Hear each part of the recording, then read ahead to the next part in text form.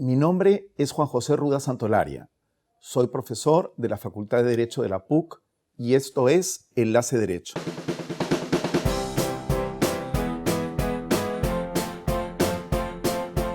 A lo largo del tiempo ha habido diversas definiciones o nociones del derecho internacional público. Sin embargo, yo quiero compartir con ustedes una noción sostenida por algunas figuras representativas de la doctrina española en la materia, como los profesores Díez de Velasco y Casanovas, en el sentido de entender al derecho internacional público como el ordenamiento de la comunidad internacional, es decir, como las normas y principios que rigen a la comunidad internacional. La comunidad internacional actual tiene una composición universal y compleja, en el sentido que está conformada por los estados soberanos de los distintos continentes, pero también está integrada por otros sujetos de naturaleza variada. De otro lado, el derecho internacional público se aplica en determinados casos, en algunas circunstancias de manera directa, a los individuos, a las empresas transnacionales y a las organizaciones no gubernamentales. Al plantear esta aproximación al derecho internacional público, quisiera igualmente introducir a la materia quiénes son los sujetos de derecho internacional. En ese sentido, tomando como referencia al profesor Barberis, son sujetos de derecho internacional las personas y entidades que sean destinatarias directas y efectivas de algún derecho u obligación internacional, en la perspectiva que puedan eventualmente hacer valer mediante una reclamación internacional un derecho en el caso de una vulneración de este, o puedan acudir a una instancia internacional en ese sentido, pero también en el caso de una conducta antijurídica que entrañe la violación de una obligación, tengan que responder por ese incumplimiento de una obligación internacional. Los estados son los sujetos por excelencia de derecho internacional. Y en ese sentido, cabe aludir a qué entendemos por estado desde la perspectiva del derecho internacional público. Un estado es una entidad que reúne unos presupuestos en términos de tener que contar con población, territorio, gobierno u organización política y capacidad para entrar en relación con otros sujetos de derecho internacional.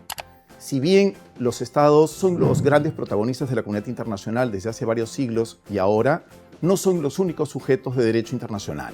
La Corte Internacional de Justicia, órgano judicial principal de las Naciones Unidas, al precisamente abordar lo relativo a la personalidad jurídica internacional de esta organización, en su opinión consultiva sobre reparación por daños sufridos al servicio de las Naciones Unidas en 1949, remarcó que puede haber otros sujetos de derecho internacional distintos a los estados y sin que tengan que asimilarse o equipararse a estos, y que habrá que analizar en cada caso cuáles son los derechos o obligaciones que recaen en la esfera jurídica de estos otros sujetos.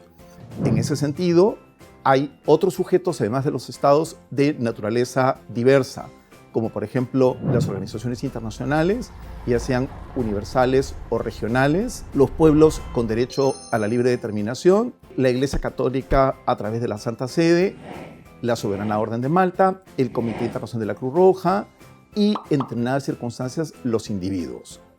Por otro lado, además de referirnos a los sujetos, también resulta muy importante en esta primera aproximación al derecho internacional público aludir a las fuentes del derecho internacional. Podemos tomar como referencia lo que establece el artículo 38, numeral 1 del Estatuto de la Corte Internacional de Justicia, que es el órgano judicial principal de las Naciones Unidas. En dicha norma se destaca como la Corte, que tiene que resolver conforme a derecho las controversias que se le someten, ha de aplicar una serie de fuentes.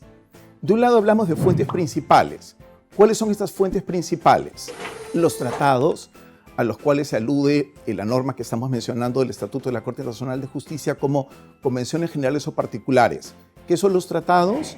Acuerdos regidos por el derecho internacional entre estados u otros sujetos de derecho internacional. En segundo lugar, tenemos a la costumbre internacional. ¿A qué aludimos con la costumbre internacional? Es una fuente que debe conjugar dos presupuestos. De un lado, una práctica reiterada en el espacio y en el tiempo, y de otro lado, una convicción de quienes realizan esa práctica de actuar conforme a derecho. A esta convicción nos referimos en el derecho internacional como opinio iuris. Esta costumbre internacional puede ser universal en el sentido de involucrar de manera general a la mayor parte de miembros de la comunidad internacional. Puede eventualmente ser regional si, por ejemplo, involucra a un grupo de estados. O puede inclusive ser bilateral si involucra a dos estados.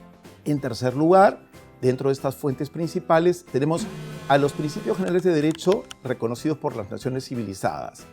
¿A qué nos referimos con esto? A principios que sean comunes a los distintos sistemas jurídicos y tradiciones culturales.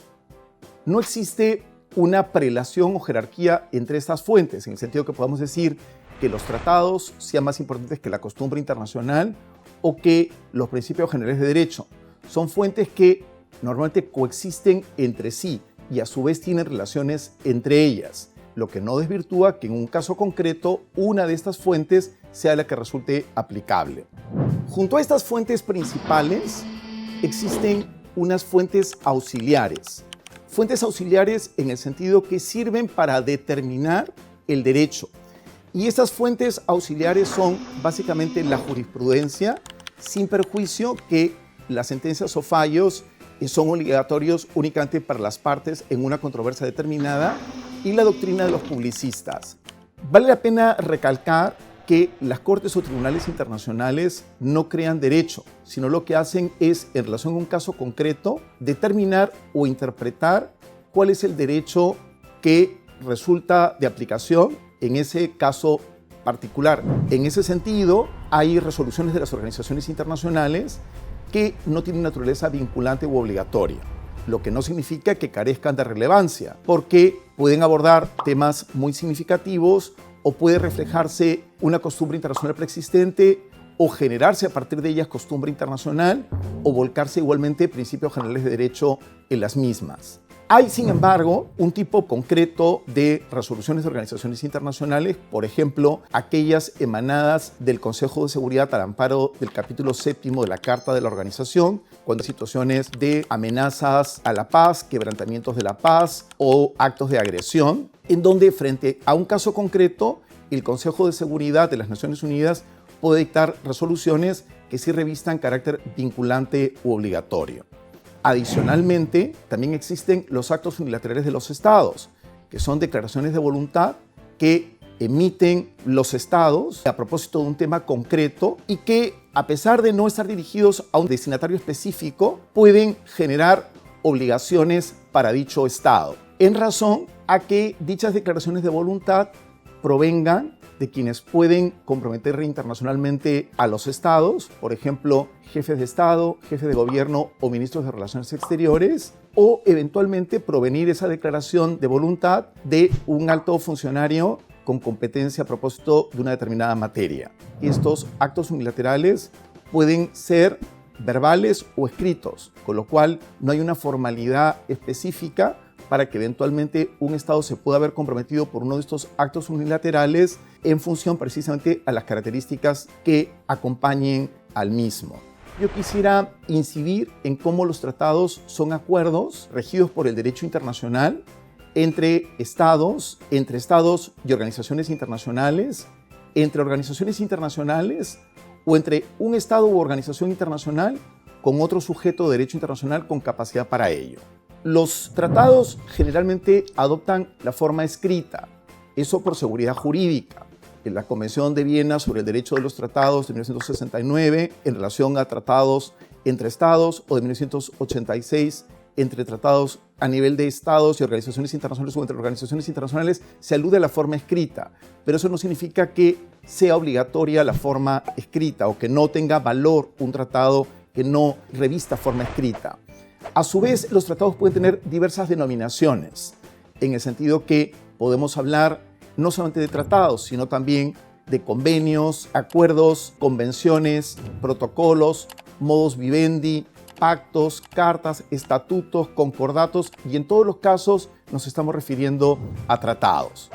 Cuando los tratados adoptan la forma escrita, pueden estar contenidos en un solo instrumento o pueden estar también contenidos en dos o más instrumentos conexos. Por ejemplo, sucede en los canjes de instrumentos, las notas diplomáticas. Los tratados, en razón a las partes que se ven involucradas en ellos, pueden ser bilaterales, cuando hay solamente dos partes, es decir, dos sujetos de derecho internacional que tienen la condición de partes en dicho tratado. Cuando el tratado involucra a más de dos partes, el tratado será más bien plurilateral o multilateral. Si bien nos movemos en el ámbito de la autonomía de la voluntad, es decir, de la capacidad de los estados u otros sujetos de derecho internacional para determinar el contenido de los tratados, hay sí una limitación en relación a que hay determinadas normas que tienen naturaleza imperativa, a las que en derecho nos referimos como de jus cogens, que no admiten pacto en contrario.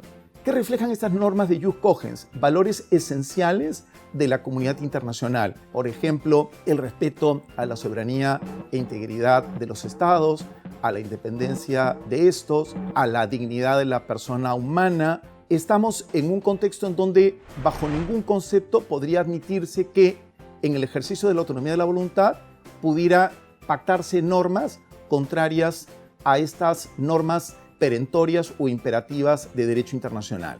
Si eso ocurriera, lo pactado resultaría nulo. Conjugamos de un lado la voluntad de los sujetos de derecho internacional con el respeto a estos valores esenciales de la comunidad internacional. Los tratados también pueden codificar, generar o cristalizar costumbre internacional. Y por último, los tratados son vinculantes obligatorios, con lo que el incumplimiento de las obligaciones contenidas en un tratado genera responsabilidad internacional para el sujeto que hubiese infringido o incumplido una obligación contenida en un tratado. Esto marca una diferencia entre los tratados y otro tipo de acuerdos de carácter no vinculante, como los llamados pactos de caballeros, en donde puede asumirse un compromiso, pero un compromiso que no es entendido como una obligación jurídica y que en caso de incumplimiento no generaría responsabilidad internacional para el sujeto de derecho internacional que incumpliera tal compromiso. Ahora ya sabes qué es el derecho internacional público. Esto fue Enlace Derecho. Hasta la próxima.